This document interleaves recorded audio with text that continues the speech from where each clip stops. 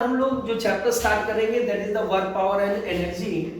Newton's laws of motion खत्म होने के बाद वर्क पावर एंड एनर्जी आप मान के चलिए कि एनएलएम से थोड़ा सा इजी चैप्टर है। थोड़ी बेसिक बातों पर गौर करेंगे तो बड़ी आसानी से पूरे चैप्टर को कर ले जाएंगे। तो जो सबसे पहला टॉपिक बेटा हम स्टार्ट करेंगे that is the work done. पहले हम देखेंगे work done by the force, then हम लोग देखेंगे work done by the variable force, then graphical representation of the work done, then the sign of the work done and then उस पे कुछ questions करेंगे। देन आफ्टर दैट फिर हम लोग नेक्स्ट टॉपिक पर आएंगे conservative and non conservative forces. तो जो सबसे पहला टॉपिक है वर्क डन, उसमें देखते हैं बेटा वर्क डन। सबसे पहले हम वर्क डन में देखेंगे बेटा work done by constant force। तो first one is work done by constant force। देखते हैं कि constant force से कैसे वर्क डन लेंगे। मैं आपको एनएलएम में बता चुका हूं कि फोर्स कांस्टेंट होने का क्या मतलब हुआ, ना तो फोर्स का बचा मैग्नीट्यूड बदलेगा और ना ही उसका direction. both magnitude and direction remains the same, then that force is said to be constant force। तो अगर किसी भी बॉडी पर एक कांस्टेंट फोर्स अप्लाई किया जाए, मान लेते हैं बॉडी की जो इनिशियल पोजीशन वेक्टर है वो s1 है और जो फाइनल पोजीशन है that final position is s2। हमने एक बॉडी पर एक कांस्टेंट फोर्स अप्लाई किया, a constant force is applied on an object, constant force को अप्लाई किया and body under the action of this force coming from the position s1 to position s2 horizontal direction से ये force जो angle बना रहा था this angle is theta. तो अगर बेटा हम देखें s1 से s2 तक तो डिस्प्लेसमेंट कितना हो गया वेक्टर s, कितना हो गया। और डिस्प्लेसमेंट वेक्टर हम निकालना जानते हैं, क्या कहते हैं फाइनल पोजीशन का वेक्टर माइनस इनिशियल पोजीशन का वेक्टर। वेक्टर में सिखाया नहीं सिखाया कि डिस्प्लेसमेंट वेक्टर क्या होता है, फाइनल पॉइंट का पोजीशन वेक्टर माइनस इनिशियल। यहां पर पोजीशन को मैंने r की बजाय s से डिनोट कर दिया, तो फाइनल पॉइंट का पोजीशन वेक्टर कितना है s2 और इनिशियल पॉइंट का कितना वेक्टर s1, तो that is vector s2 minus vector s1। तो यहां पर अगर हम work done by the constant force देखें तो it is defined as the dot product of the force and the displacement, that is work done equals to vector f dot vector s, vector f dot vector s। अगर हमें vector form में दे रखा मतलब rectangular component के form में दे रखा है तो इस फॉर्मूले को बेटा हम लोग अप्लाई करने वाले हैं। अगर यहीं पर हमें मैग्नीट्यूड दे दिया जाए फोर्स का और डिस्प्लेसमेंट का तो work done equal to fs cos theta.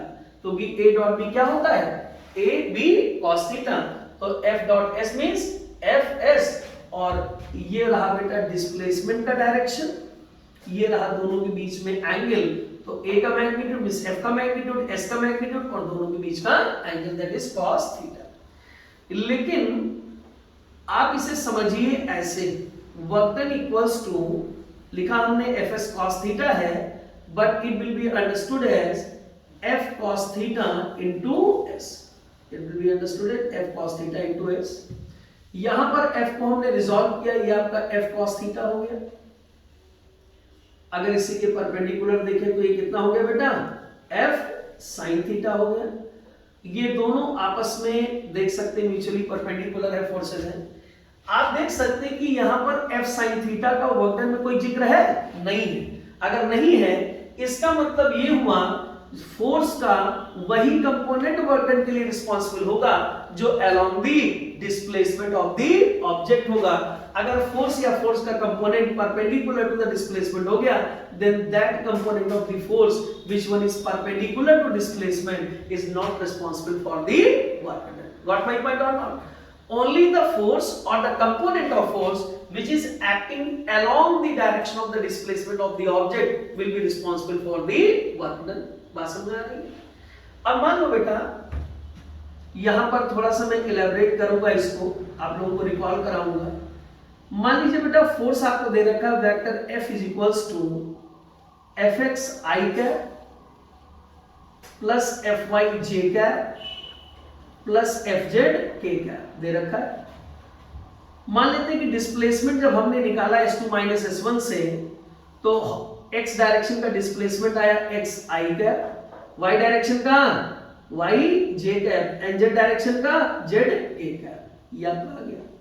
अब यहां पर जब आप निकालोगे वर्क डन, मतलब मैं वर्किंग बता रहा हूं कैसे वर्किंग होगी, तो आप देख रहे हैं F डॉट S है ना, जब भी डॉट प्रोडक्ट होता है तो I का कोफिशिएंट I से, J का J से, K का K से, बाकी सारे क्या आते हैं 0, बाकी सारे क्या आते हैं, तो I का कोफिशिएंट I से, तो I का कोफिशिएंट I से तो x into fx होगा या नहीं होगा, J का कोफिशिएंट J से बचा तो क्या होगा y into fy, और Z का कोफिशिएंट Z, K का कोफिशिएंट K से, that is Z into fz।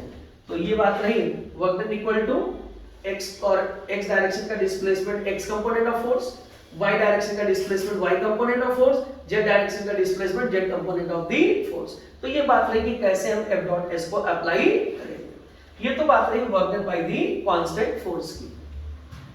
अब यहां पर मैं सेकंड पॉइंट की बात करता हूं बेटा, work done by variable force.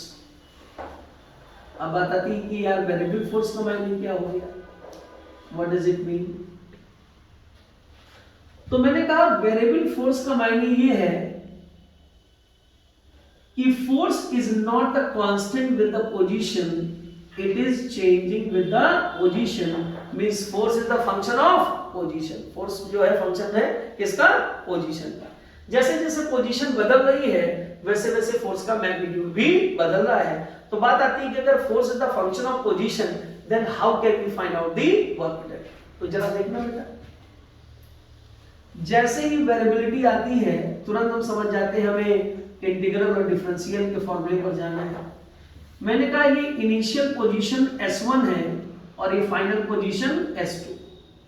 हम सीधे सीधे ये फॉर्मूला वहां पर नहीं लगा सकते क्योंकि फोर्स का मैग्नीट्यूड हर पल बदल रहा है।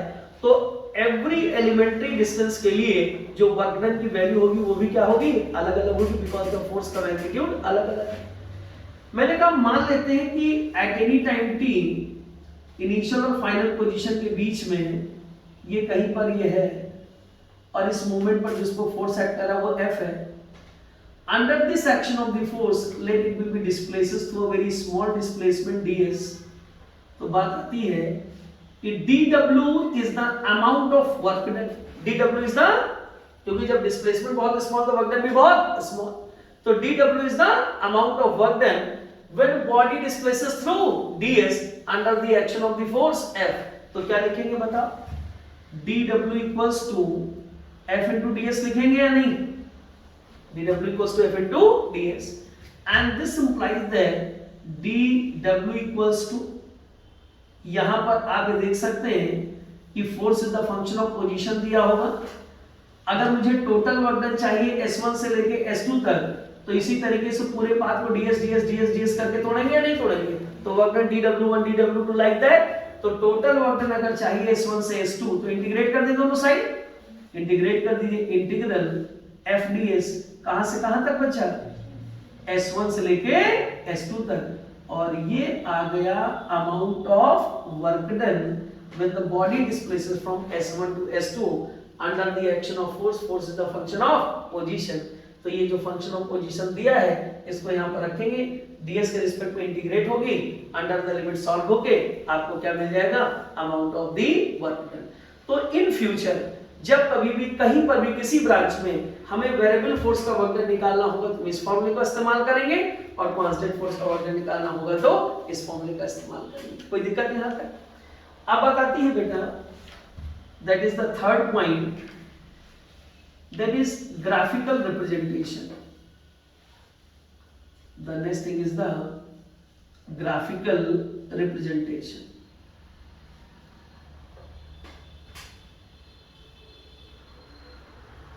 कि ग्राफिकल रिप्रेजेंटेशन क्या कहता है कि अगर मुझे कोई ग्राफ दिया है तो बात आती है किन दो क्वांटिटीज के बीच का ग्राफ दिया हो, और अगर ग्राफ दिया है तो उस ग्राफ से हम कैसे ये बताएंगे कि what will be the amount of the work done. तो जरा देखते हैं यहां पर। याद करिए जब मैं आपको मैथमेटिकल टूल पढ़ा रहा था तो मैंने इंटीग्रेशन के दूसरे महीने क्या बताए थे, area under the graph. Area under the, यहां पर फोर्स किसके रिस्पेक्ट में इंटीग्रेट हो रहा है?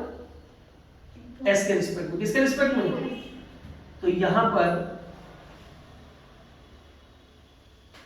इस एक्सिस पर आपने पोजीशन को प्लॉट कर दिया है और इस एक्सिस पर बेटा क्या प्लॉट कर दिया? फोर्स प्लॉट कर दिया, फोर्स पोजीशन ग्राफ। मान लेते हैं कि this will be the force position graph.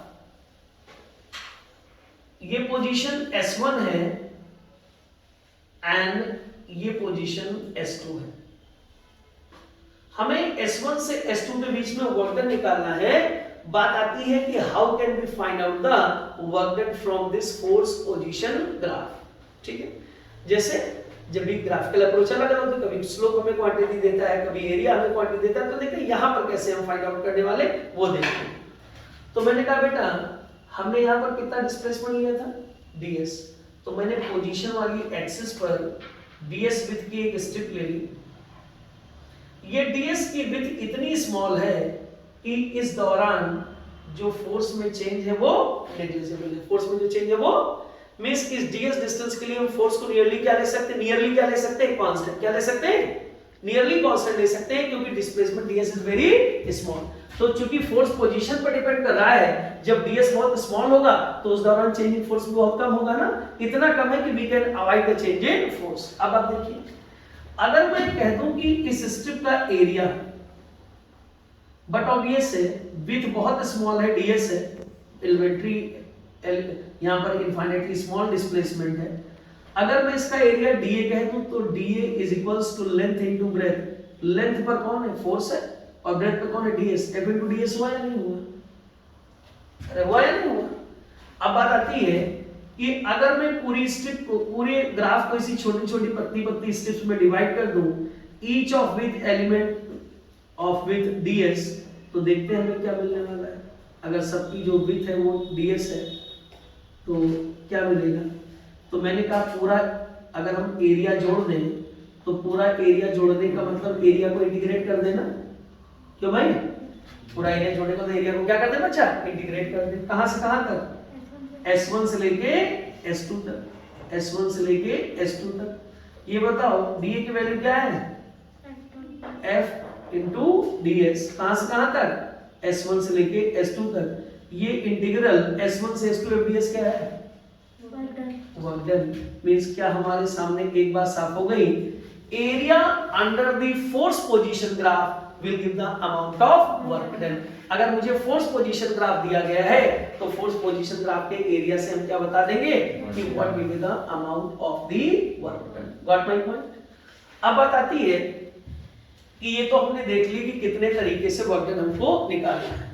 Work done bye constant force होगा बच्चा, तो कैसे अप्लाई करेंगे? Work done by variable force होगा तो क्या अप्लाई करेंगे?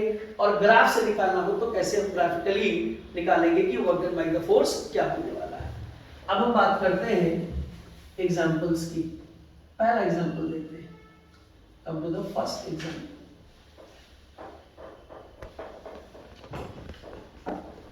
तो जरा लिखिएगा आप लोग।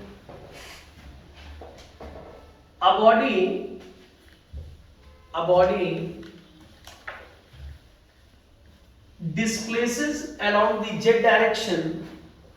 A body displaces along the z direction. A body displaces along the z direction, positive z direction. A body displaces along the positive z direction by the distance of 4 meter. By the distance of 4 meter. By the distance of 4 meter, when a force vector F is equals to 2i cap plus 4j cap plus 3k cap is acting on it,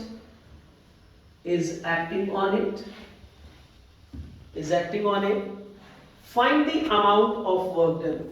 Find the amount of the work done. आपको बताना है कि कितना amount of work done यहां पर होने वाला है। जरा देखना, ये बताओ बेटा work done is equals to, अभी मैंने बताया फोर्स डॉट डिस्प्लेसमेंट होता है नहीं होता है?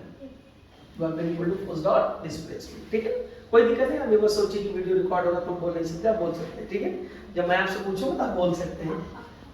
अब बात आती है कि अगर आपको डिस्प्लेसमेंट निकालना है, if you want to find out the displacement, तो बात आती है कि फोर्स तो हमें रेक्टेंगुलर कंपोनेंट के फॉर्म में दे रखा है, हमें डिस्प्लेसमेंट भी चाहिए होगा रेक्टेंगुलर कंपोनेंट के फॉर्म में, तो वो कैसे निकाला जाए? तो मैंने कहा डिस्प्लेसमेंट इज इक्वल टू कोई भी वेक्टर निकालना होता तो उस वेक्टर का क्या पता होना चाहिए? मैग्नीट्यूड। क्या पता होना चाहिए? मल्टीप्लाइड बाय जिस डायरेक्शन में काम कर रहा है उस डायरेक्शन का यूनिट वेक्टर। डिस्प्लेसमेंट के डायरेक्शन का यूनिट वेक्टर, यही तो तरीका है ना वेक्टर निकालने का। तो मैंने कहा देखा है कि फोर्स को हमें दे रखा है रेक्टेंगुलर कंपोनेंट के फॉर्म में, तो डिस्प्लेसमेंट भी मुझे उसी फॉर्म में लाना होगा तभी तो इसको हम अप्लाई कर पाएंगे, नहीं अप्लाई नहीं कर पाएंगे। तो ये बताओ डिस्प्लेसमेंट कितने मीटर का है? 4 मीटर का है। 4 मीटर का डिस्प्लेसमेंट है और किधर है? पॉजिटिव जेड है। पॉजिटिव जेड डायरेक्शन का यूनिट वेक्टर क्या होता है? k cap. तो इस कैप की जगह 4 का k आ गया नहीं आ गया? This is the 4k cap meters. तो ये तुम्हारा आ गया displacement vector. Got my point children? अब बात आती है work done is equal to F dot S, there is 2i plus 4j cap plus 3k cap और यहां पर डॉट 4k कैप। अब ये बताओ i का कोफिशिएंट नहीं है तो क्या मानेंगे डिस्प्लेसमेंट में? 0 मानेंगे ना? 0। तो 0 into समथिंग 0। j का कोफिशिएंट नहीं तो 0 into समथिंग 0। k का कोफिशिएंट k से ये 4 है ये 3 है, 4 3 जा 12। इसका मतलब k डॉट k कितना हो गया? 1। दैट इज 4 3 जा 12 जूल आ गया कि नहीं आ गया? तो this will be the amount of the work done. Got my point? तो ये बात नहीं, एक एग्जांपल रहा work done by the constant force पर। ठीक है, अब हम लोग देखेंगे work done by variable force और work done by variable force कैसे निकालेंगे वो देखना है।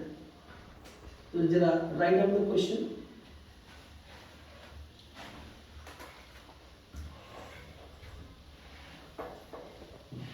A body is moving